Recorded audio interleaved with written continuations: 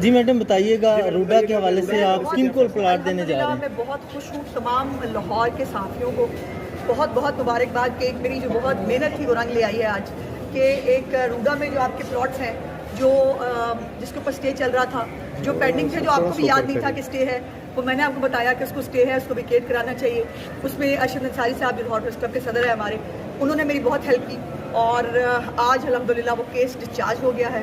Discharge کا مطلب ہے کیس ختم ہو گیا ہے اور اب ہم پروسیڈ کر سکتے ہیں روڈا کے حوالے سے.